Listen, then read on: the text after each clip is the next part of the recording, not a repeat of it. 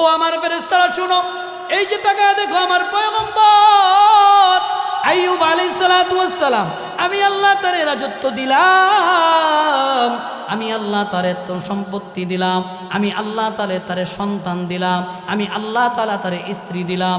এত কিছু পাওয়ার পরেও আমার বন্ধু পয়গম্বর আইয়ুব আমারে এক মুহূর্তের জন্য ভুলে যায় না।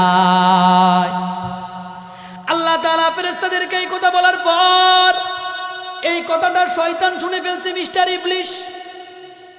ইবলিশ এই কথা শোনার পর সে বলতেছে, সব সুযোগ সুবিধা দিচ্ছেন দেখেই তো আপনারা মনে রাখছে, সব কিছু আপনি কাইরা নেন, দেখবেন এক মুহূর্তের জন্য আপনারা আর মনে করবে না। আল্লাহ বলেন, না না না, আমার আইয়ুব অবশ্যই ধৈর্যশীল, আমার আইয়ুব অবশ্যই আমার শুকর আদায় করবে। মিস্টার ইবলিশকে সব কিছু দিচ্ছেন দেখে এনে শুকরিয়া আদায় করছে, নিয়ে নেন, সব কিছু নিয়ে নেন আর শুকর আদায় করবে না। এবার আল্লাহ কয়, ঠিক আছে তাহলে পরীক্ষা নাও, ঠিক আছে তাহলে পরীক্ষা নাও। শয়তান কয়, পরীক্ষা নিমু কেমনে, আমার তো পরীক্ষা নেওয়ার মতো পাওয়ার নাই। আল্লাহ কয়, ঠিক আছে যা, তোরে পাওয়ার দিয়ে দিলাম। এর থেকে বোঝা যায় যারা বিগত দিনে শয়তানি করছে, গিরিঙ্গিবাজি করছে, অত্যাচার করছে, জুলুম করছে, তারাও পাওয়ার লয়েই করছে, পাওয়ার না নিয়ে শয়তানি করা যায় না। শয়তানকে আল্লাহ তাআলা পাওয়ার দিয়া দিলেন, পাওয়ার। এবার পাওয়ার পাওয়ার পর প্রথমে আইয়ুব আলাইহিস সালাতু ওয়াস সালামের সম্পত্তির উপর হামলা করছে, একটা বাতাস জারি করে দিছে। আইয়ুব আলাইহিস সালাতু ওয়াস সালামের হাজার হাজার উট ছিল, এক বাতাসে সাথে সাথে উটগুলা জমিনে পড়ে দুনিয়া থেকে বিদায় হয়ে গেছে। এই উটগুলা যিনি দেখভাল করতেন রাখাল, রাখাল কান্না করতে করতে আইয়ুব আলাইহিস সালাতু ওয়াস সালামকে বলতেছে, কি একটা হইল জানি, বাতাস চালু হয়ে গেল, সাথে সাথে উটগুলা বিদায় হয়ে গেল। আইয়ুব আলাইহিস সালাতু ওয়াস সালাম বলে, আমার আল্লাহ আমার এই সম্পত্তি দিয়েছে, আমার আল্লাহই নিয়ে গেছে, আমার কোনো অভিযোগ নাই, আমার আল্লাহর ব্যাপারে কোনো শিকায়াত নাই। তিনি বললেন আলহামদুলিল্লাহ। এই কাজ যখন আইয়ুব আলাইহিস সালাতু ওয়াস সালাম করলেন, আল্লাহ শয়তানকে ডাক দিয়া কয়, ও শয়তান, দেখছো দেখছো, আমার আইয়ুব কিন্তু আমার নাশুকরিয়া করে নাই, আমার আইয়ুব কিন্তু ধৈর্য হারা হয়ে যায় নাই। শয়তান কয়, মাত্র 1000 কিছু হাজার উট নিছি, আরো পরীক্ষা করা লাগবে।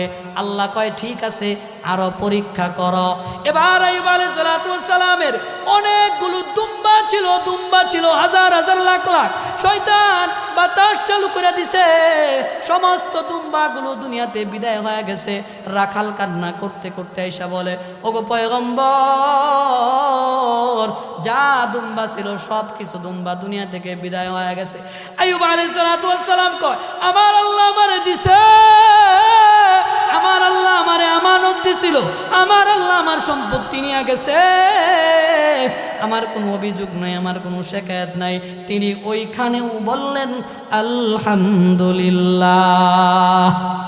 আমি আপনাদের সম্মুখে যে আয়াতখানা তেলাওয়াত করেছি, এই আয়াতখানার মধ্যে আল্লাহ রাব্বুল আলামিন আমাদের জন্য একটা সুন্দর একটা মেসেজ আমাদেরকে দিয়েছেন। বলেন, মেসেজ দিয়েছেন তিনি কে? চিল্লায় এখন তিনি কে? আল্লাহ রাব্বুল আলামিন বলেন, ইয়া আইয়ুহাল্লাযীনা আমানুস্তাঈনু বিস-সাবরি ওয়াস-সালাহ, ইয়া আইয়ুহাল্লাযীনা আমানুস্তাঈনু বিস-সাবরি ওয়াস-সালাহ, ইন্নাল্লাহা মা'আস-সাবিরিন। আল্লাহ রাব্বুল আলামিন ইমানদারদেরকে ডাক দিছেন বড় মায়া কইরা। এখানে একটা বিষয় আপনাকে আমি বললে আপনি বুঝতে সহজ হবে। আমরা আমাদের সন্তানদেরকে, ছেলে সন্তানদেরকে আব্বু ডাকি, মেয়ে সন্তানদেরকে আম্মু ডাকি। প্রকৃতপক্ষে তার ঘর থেকে আমি জন্মগ্রহণ করি নাই, সে আমার ঘর থেকে জন্মগ্রহণ করেছে। এই আম্মু কেন ডাকি? কারণ আমি তারে বলো মোহাব্বত করি। মাঝে মধ্যে আমাদের সন্তান উল্টা পাল্টা করে, বামে বললে ডাইনে চললে বামে চলে, নামাজ পড়তে বললে পড়ে না, ঠিকমতো পড়াশোনা করে না। আমরা আমাদের সন্তানের প্রতি রাগ হই কি হই না? হই। রাগ যখন হই তখন সন্তানকে আমরা ডাক দেয়, এই আব্দুর রহিম এদিকে, এই সাব্বির এদিকে। কেন? সন্তান বুঝতে পারে বাবা এখন আমাকে রাগ হয়ে ডাক দিছে। কথা বলেন ঠিক কিনা? আর যখন আমি আমার সন্তানকে ডাক দিই, আব্বু এদিকে আসো, তখন সন্তান বুঝতে পারে বাবা আমারে বড় মায়া কইরা ডাক দিছে। সুবহানাল্লাহ। আল্লাহ তার বান্দাদেরকে আমানু বইলা আল্লাহ ডাক দিতে পারতেন, ইয়া আইয়ুহান নাস ইস্তাঈনু বিস-সাবরি ওয়াস-সালাহ। আল্লাহ নাস বইলা ডাক দেয় নাই। আল্লাহ মানুষের গুণবাচক শব্দ আমানু, আল্লাহ বড় দরদ আর মায়া নিয়া আল্লাহ আমাদেরকে ডাক দিছে, ইয়া আইয়ুহাল্লাযীনা আমানু, হে আমার ইমানদার বান্দা শুনো, সাহায্য চাইবা তো একমাত্র আল্লাহর কাছে চাইবা। সুবহানাল্লাহ। মুসলমান ভাইরা আমার কথাগুলো দিল দিয়ে বুঝার চেষ্টা করেন। আল্লাহ রাব্বুল আলামিন ডাক দিয়া কয়, গোলাম ও আমার ইমানদার বান্দা শুনো, ইস্তাঈনু, সাহায্য চাও আমি আল্লাহর কাছে। এই দুনিয়াতে চলতে গেলে বিপদ আসে, মুসিবত আসে, বিভিন্ন পেরেশানি আছে।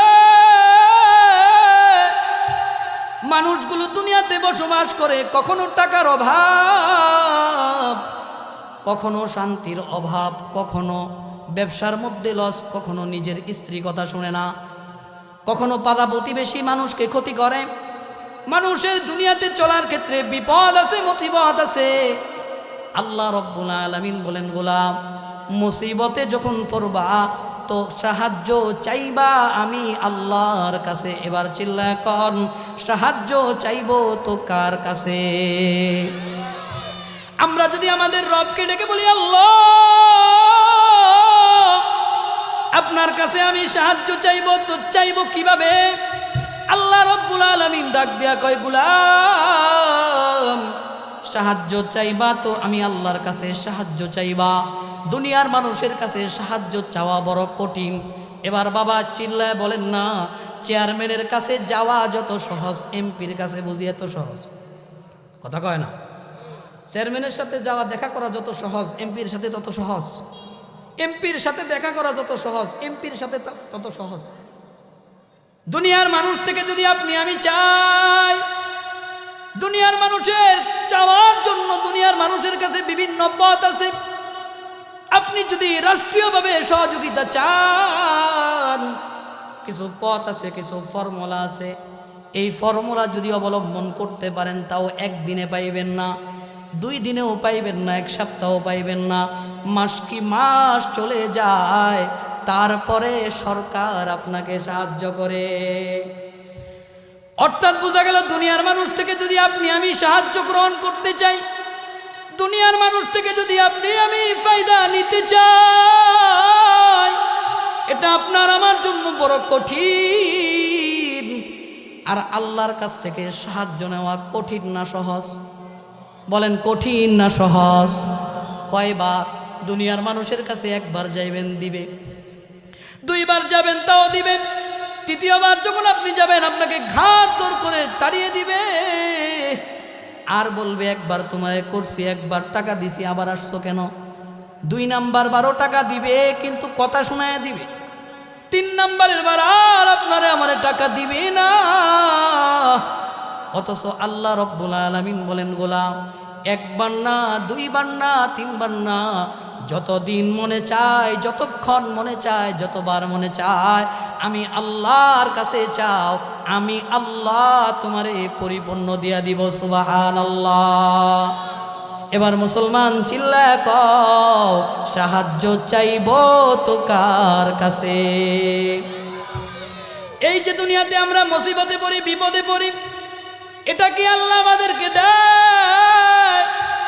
আল্লাহ রাব্বুল আলামিন পবিত্র কালামের মধ্যে সূরাতুর রুম 21 নম্বর পারার 7 নম্বর পৃষ্ঠার মধ্যে আল্লাহ রাব্বুল আলামিন বলেন, যাহারাল ফাসাদু ফিল বাররি ওয়াল বাহরি বিমা কাসাবাত আইদিন নাস লিউযীকাহুম বা'দাল্লাযী আমিলু লাআল্লাহুম ইয়ারজিউন। আল্লাহ রাব্বুল আলামিন বলেন, জলে অথবা স্থলে যত বিপর্যয় হয়, যত মুসিবত আসে, যত রোগ ব্যাধি আসে, অভাব আসে, অনটন আসে, যা কিছু আছে সব তার মানুষ তার কৃতকর্মের ফসল। এবার বলবেন, আল্লাহ তাআলা আমাদের গুনার জন্য আমাদেরকে শাস্তি দিয়েছে কেন? আল্লাহ বলেন লাআল্লাহুম ইয়ারজিউন।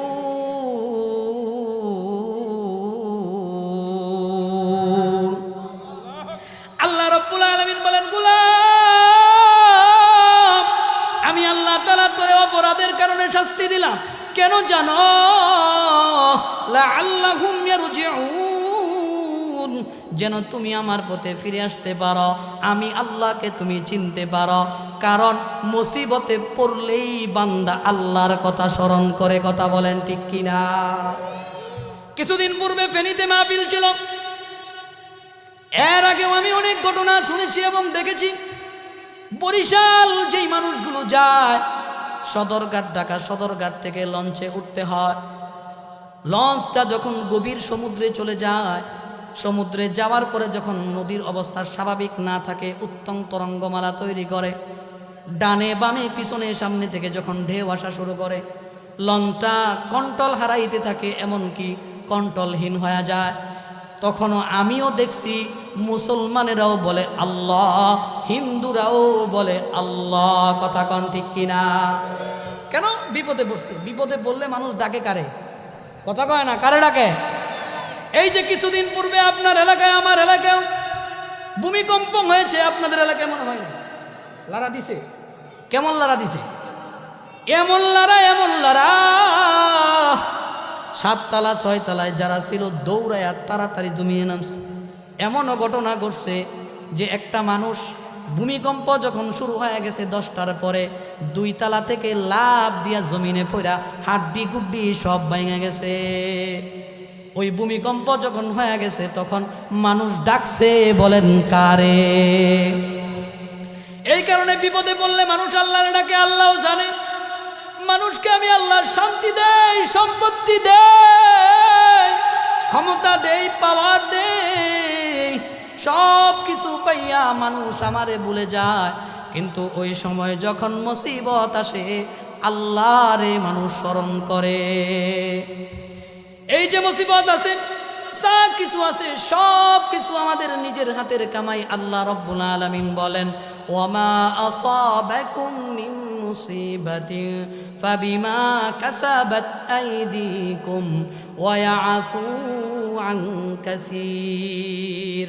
আল্লাহ রাব্বুল আলামিন বলেন দুনিয়ার মানুষের উপর যত মুসিবত আসে, মুসিবত, সমস্ত মুসিবতগুলো মানুষ তাদের নিজের হাতের কামাই।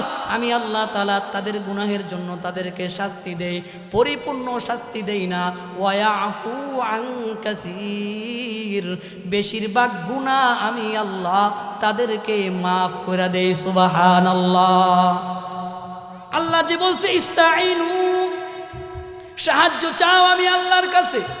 আমরা যদি আল্লাহরে ডেকে বলি মালিক কেমনে আপনার কাছে সাহায্য চাইব আল্লাহ, আল্লাহ রাব্বুল আলামিন বলেন বিসসবরি ওয়াসসালাহ, 2টা জিনিসের মাধ্যমে তোমরা আমি আল্লাহর কাছে সাহায্য চাও। চিল্লা বলেন কয়টা? কথা কয় না, আওয়াজ হয় না। আপনারা কি ভুলে গেছেন না মরে গেছেন? তা আওয়াজ দেন কয়টা? আরো জোরে কোন কয়টা? একটা হলো ধৈর্য, আস-সবরুন, আরেকটা হলো আস-সালাহ, নামাজ। এই 2টা জিনিসের মাধ্যমে সাহায্য চাওয়ার কথা কে বলছেন? আল্লাহ। আস-সবরুন, ধৈর্য। আমরা ধৈর্য কি বুঝি? আমরা ধৈর্য বুঝি আমার 10,000 টাকা দরকার, আমি আমার বোনের জামার কাছে চাইছি, তার কাছে চাইছি, এর কাছে চাইছি, পাই নাই। অবশেষে কাহেতের গাঁও বাজারে এসে বলতেছি কেউ টাকা দিল না, আমি গরিব মানুষ, আল্লাহ ভরসা, ধৈর্য। আমি ধৈর্য ধারণ করছি, কেউ দিছে না। আমাদের ধৈর্য হলো এটা, কিন্তু মূলত ধৈর্য এটা না। সবর কি? সবর 3 প্রকার। বলেন কয় প্রকার? আস-সবরু আলা দুআ, সবর 3 প্রকার। এক প্রকার সবর হলো ইবাদতের সবর। ইবাদত করতে গেলে সবর করা লাগে। এই যে এখন শীত কম না বেশি? এখন একটু কম। 1 সপ্তাহ আগে যে ছিল তখন আরো বেশি ছিল। আচ্ছা বলেন তো, ওই বেশি শীতের সময় ফজরের নামাজ পড়ার দরকার পড়ছেনি? আপনারা পড়ছেননি? পানি ঠান্ডা না গরম? খুব গরম। যারা একটু টাকাওয়ালা হিটার কিনে নিছে, গিজার লাগায় নিছে, কিন্তু আমরা যারা গ্রামের মানুষ গরিব, তারা 10 মিনিট টিউবওয়েল চাপছি, তারপরে আল্লাহর দেওয়া একটা গরম পানি দিয়ে অজু করছি। অজু করে সাথে সাথে যখন আপনি অজু থেকে ফারে গেছেন, দেখবেন এই ঠান্ডা কুয়াশায় আমার শরীর বরফ করে নিছে। করে কি করে নাই? এক প্রকার সবক হলো এটা, এক প্রকার সবর হলো এটা যে ইবাদতের সবব। ইবাদত করতে গেলেও কষ্ট হয় কি হয় না? কি হয় না? রোজা রাখতে কষ্ট হয় কি হয় না? হয়। 2 নাম্বার হলো গুনাহ থেকে বেঁচে থাকার সবর। গুনাহ থেকে বেঁচে থাকার সবর। গীবত করতে জবর মজা। অন্যের গুণগান গাওয়ার থেকে বদনাম করতে বড় মজা। অন্যের দুশ্চর্চা করতে বড় মজা। রাস্তা দিয়া মহিলা হাইটা যাইতে গেলে বেগেনা মহিলাকে নিজের বউয়ের থেকেও বেশি সুন্দর লাগে। কথা হয় না? ওই মহিলা দেখতে বড় মজা।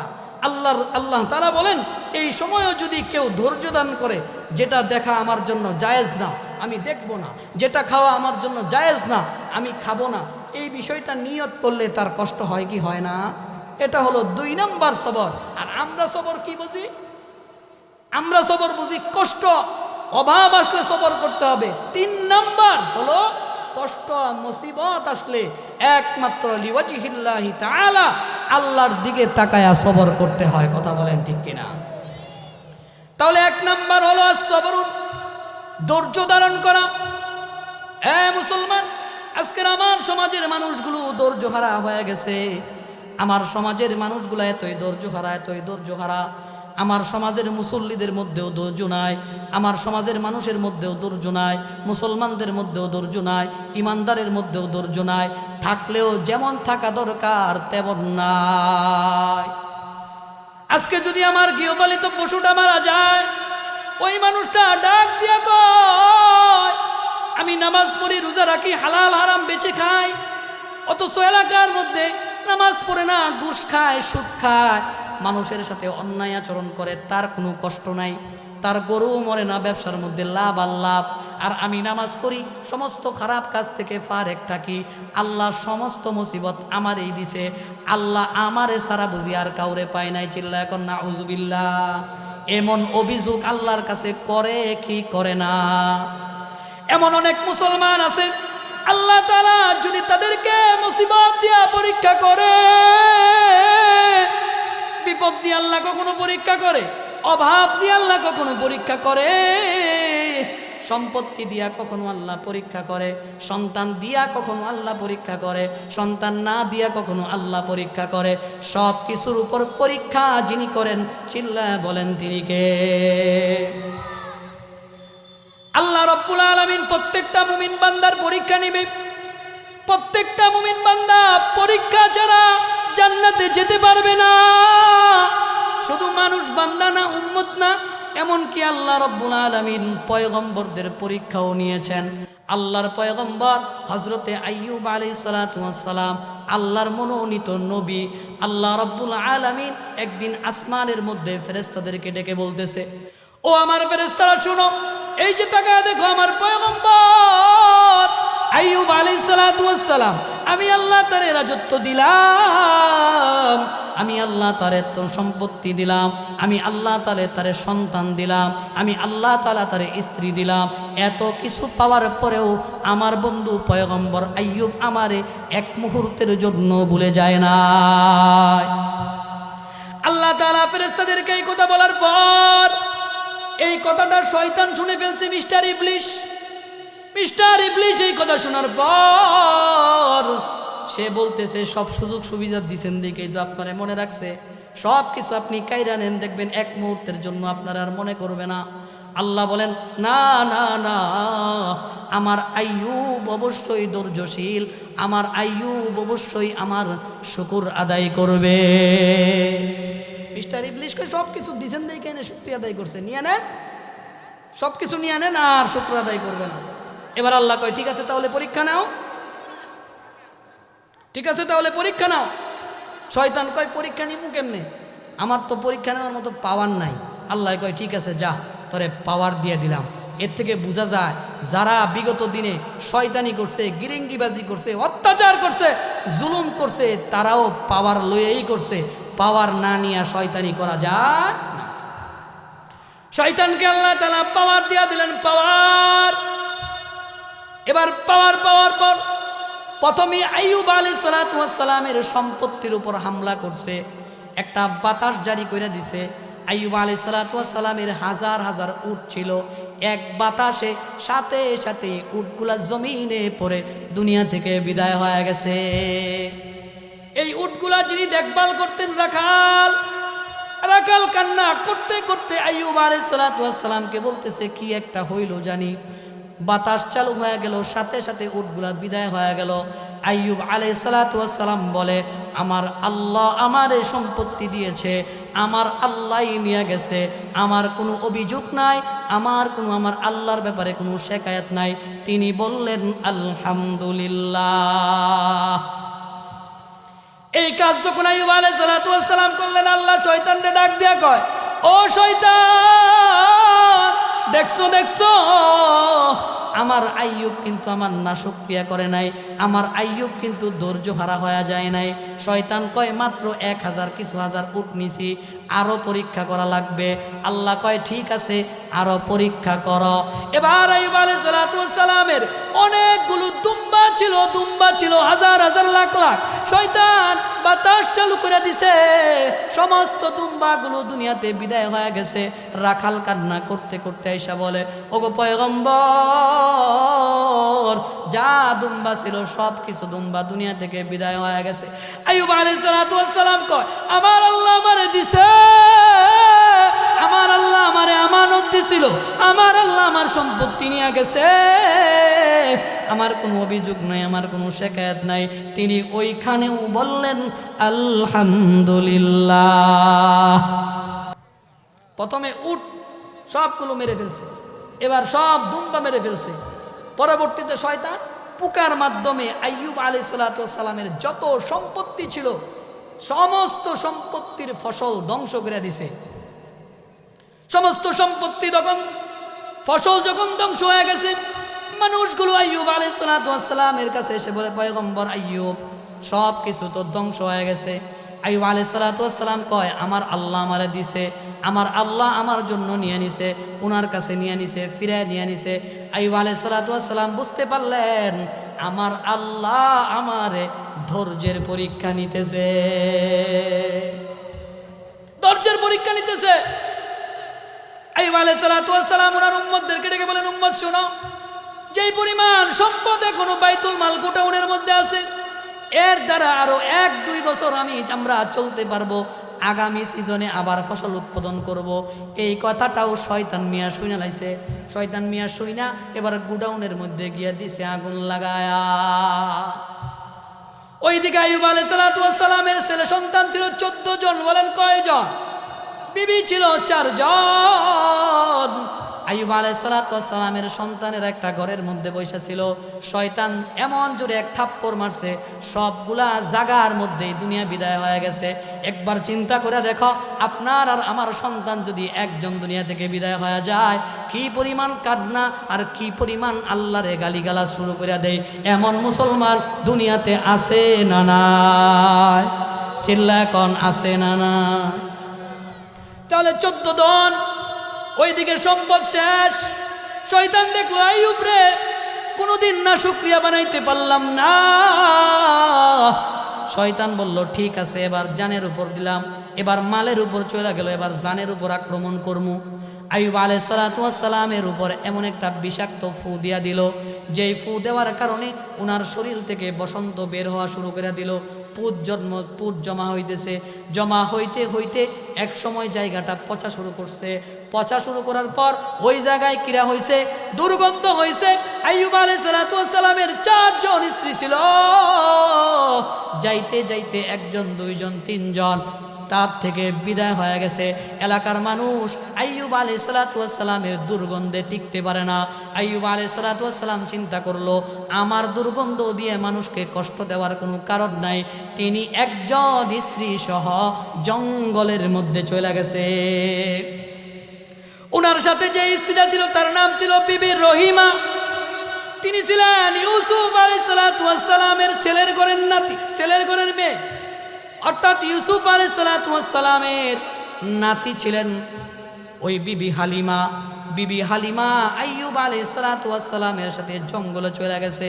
স্বামীর জন্য খাবার রান্না কইরা কইরা ওই স্বামীকে খাওয়ায়, চিল্লায় কন্যারে তাকবীর।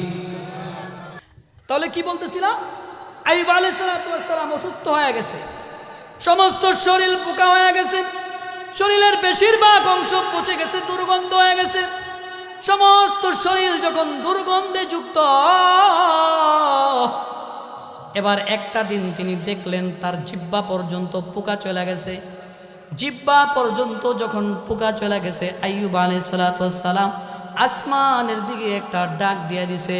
আল্লাহ তাআলা সূরা আম্বিয়ার মধ্যে আয়াত নাজিল কইরা দিয়ে আমাদেরকে জানায় দেয়, আইয়ুব ডাক দিয়া কয়, ওয়া আইয়ুবা ইয নাদা রাব্বাহু আন্নী মাসসানিয়াদ দুররু ওয়া আনতা আরহামুর রাহিমিন।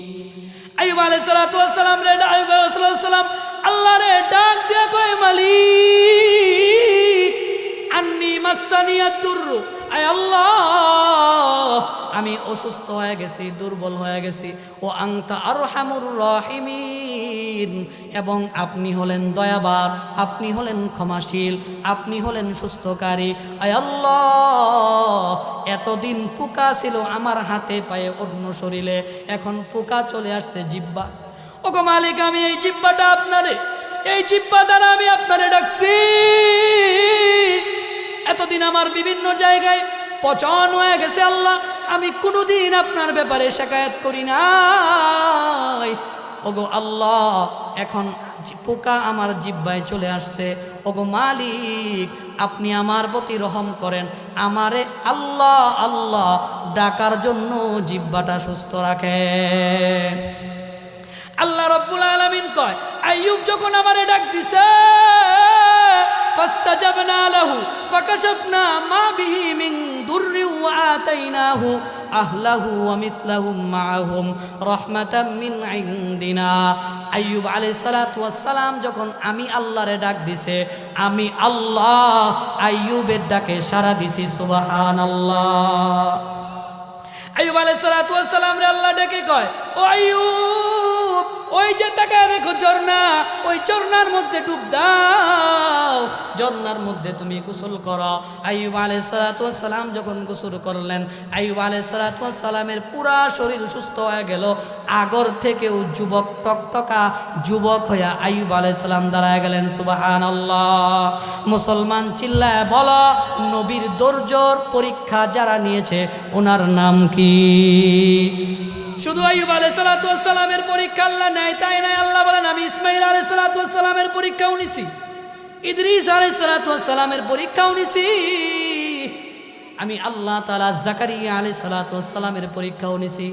জাকারিয়া আলাইহিস সালামের কাফের উম্মতরা জাকারিয়া আলাইহিস সালামরে দৌড়ানি শুরু করছে, এবার পাইলে মেরেই ফেলবে। জাকারিয়া আলাইহিস সালাম দেখলেন এখন তো বাঁচার কোনো উপায় নাই, গাছের সামনে গিয়া কয়, ও গাছ আমারে বাঁচাও, আমারে বাঁচাও। গাছ দুই ভাগ হয়ে গেল, জাকারিয়া আলাইহিস সালাম বিছানা ঢুকে গেল, যা গাছ আবার লেগে গেল।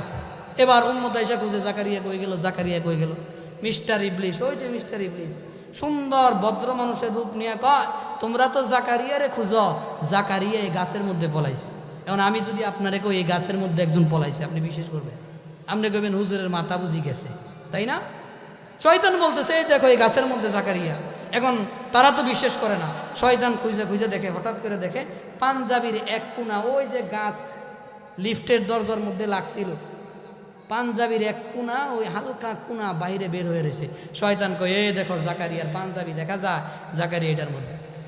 এবার তার উম্মতেরা করাত দিয়া ওই গাছটাকে মারা শুরু করছে। মাথার উপর যখন করাত চলতে লাগলো, এবার জাকারিয়া কইল আয় হায় বাঁচার তো কোনো উপায় নাই। আল্লাহর দিকে মুতাওয়াজ্জ হয়ে ডাক একটা মাইরা বলছে, আল্লাহ আল্লাহ আপনি আমারে বাঁচান। আল্লাহ তাআলা জাকারিয়াকে ডেকে বলে, ইয়া জাকারিয়া, সাহায্য তুমি প্রথমে আমার কাছে চাইতে পারতা, তুমি আমার কাছে সাহায্য চাও না, গাছের কাছে তুমি সাহায্য চাইছ। খবরদার খবরদার, এবার যদি তুমি তোমাকে পুরা শরীরটা ফাড়া হবে, তোমার মাথার মধ্যে করত চলবে। খবরদার মুখ দিয়া একবারও উহ শব্দ বের করবা না। একবার যদি মুখ দিয়া উহ শব্দ বের করছো তো নবুয়তের খাতা থেকে তোমার নামকে কাইটা দিব। জাকারিয়া আলাইহিস সালাতু ওয়াস সালামকে কাফেররা তার দেহকে চিরে দুইটা ভাগ করে ফেলছে, একবারের জন্য উহ শব্দ বলে নাই। উহ শব্দ বলতে নিষেধ যিনি করেছেন তিনি কে? এই কারণে আল্লাহ বলেন, গোলাম ইস্তাইনু, সাহায্য চাও। আমরা যদি বলি আল্লাহ সাহায্য চাইবো কেমনে, আল্লাহ বলেন সবরের মাধ্যমে, আল্লাহ বলেন নামাজের মাধ্যমে। এই দুইটা জিনিস যদি কোনো মানুষ গ্রহণ করতে পারে, এই দুইটা জিনিস যদি কেউ অবলম্বন করতে পারে, সাহায্য করবে তিনি। আর দিনার নাম কি? এবার আল্লাহ তাআলা আয়াতের পরের অংশ বলে, ইন্নাল্লাহা মা'আস সাবিরিন। আল্লাহ রাব্বুল আলামিন বলেন, যেই ব্যক্তি ধৈর্য ধারণ করবে, যেই ব্যক্তি সবর করবে, ওই ধৈর্য ধারণকারীর সাথে আমি আল্লাহ থাকবো। চিল্লায় কোন সুবহানাল্লাহ। এ মুসলমান চিল্লায় কও না আমাদের রবকে। আল্লাহ আমার রব, ওই রবই আমার সব। বলেন না, আল্লাহ আমার রব, ওই রবই আমার সব। দমে দমে তনু মনে তারি অনুভব। আল্লাহ আমার রব, ওই রবই আমার সব। চিল্লায় কও আমাদের রবকে। তাহলে সাহায্য চাইতে গেলে দুইটা পথ অবলম্বন করতে হবে। এই সংক্ষিপ্ত সময়ে দুইটা পথ আমি আপনাদেরকে বললাম, একটা হলো ধৈর্য আর একটা হলো নামাজ। বলেন, একটা ধৈর্য আর একটা কি? নামাজ। যখনই কোনো বিপদে পড়বো, মুসিবতে পড়বো, আমরা প্রথমেই সুন্দর করে ওযু করে 2 রাকাত নামাজ পড়ে সর্বপ্রথম আমরা আল্লাহর কাছে চাইব। আল্লাহর কাছে যদি আমরা চাইতে পারি তো আল্লাহর কাছে কি দেওয়ার অভাব আছে? আল্লাহর কাছে কম আছে? আল্লাহর কাছে এত আছে, এত আছে। গোটা দুনিয়ার মানুষকে দিয়া যদি গোটা দুনিয়াকেও আল্লাহ ভরে দেয়, আল্লাহর কাছে 1 ইঞ্চি পরিমাণ কমবে না। আল্লাহ রাব্বুল আলামিন আমাদের এই সকল কথাগুলো বুঝার আর আমল করার তৌফিক দান করেন। বলেন আমিন। ওয়া আখিরু দাওয়ানা আনিল হামদুলিল্লাহি রাব্বিল আলামিন। আসসালামু আলাইকুম ওয়া রাহমাতুল্লাহ।